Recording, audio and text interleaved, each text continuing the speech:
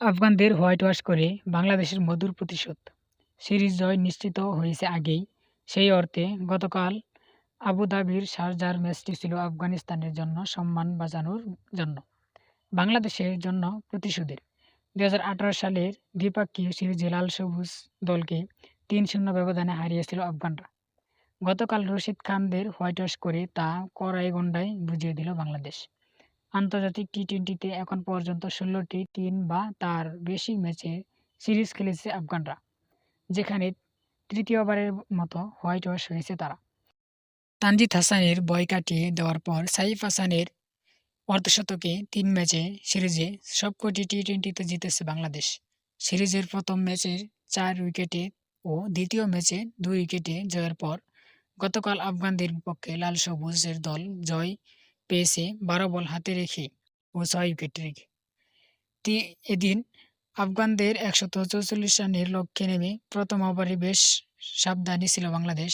ইনিংসের প্রথম ওভারে মুজিবুর রহমানের মেডেন তার জ্বলন্ত প্রমাণ।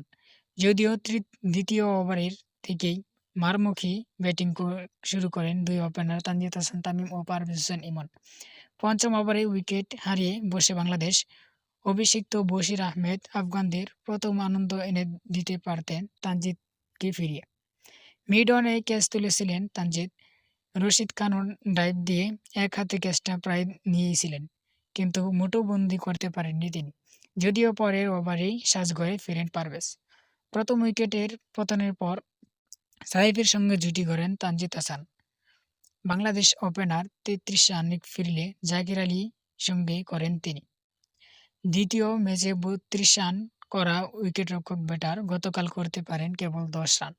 এরপর ডাক মেরে ফেরেন শামীম হোসেন পাটোয়ারি। শামীম যখন ফিরেন তখন বাংলাদেশের রান ১০৯। তখনও বন্দরে পৌঁছাতে কিছু পথ বাকি। তবে সবকিছু ঠান্ডা মাথায় সামাল দেয় সাইফ হাসান।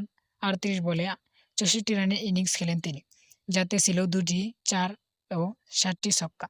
শেষ দিকে তাকে সঙ্গ দেন আগের ২ ম্যাচের ফিনিশার নুরুল হাসান সোহান। এর আগে বাংলাদেশের আমন্ত্রণে ব্যাটিংয়ে নেমে তৃতীয় ওভারে উইকেট হারায় আফগানিস্তান। নতুন বলে ইনিংসের তৃতীয় ওভারে প্রথম বলে দলকে ব্রেক থ্রু এনে দেন বাঁহাতি পেসার শরীফুল ইসলাম। ইব্রাহিম জাদরানকে ৭ রানে ফিরিয়ে ২০ রানেই উদ্বোধনী জুটি ভাঙেন শরীফুল। আরেক ওপেনার রহমানুল্লাহ গুরবাজকে থামান নাসুম আহমেদ। ক্যাচ আউট হয়ে ফেরার আগে তিনি করতে পারেন কেবল ১২ রান। ৩-এ নেমে ভালো শুরু করেছিলেন সাদিকুল্লাহ আতাল। উইকেটে থিতু হয়েও বড় ইনিংস করতে পারেননি তিনি। ২৩ বলে ২৮ রান করা এই টপ অর্ডার ব্যাটারকে ফিরিয়েছেন মোহাম্মদ সাইফুদ্দিন। এরপর ওয়াফিউল্লাহ তারাখিল, আজমতুল্লাহ উমর জাই ও মোহাম্মদ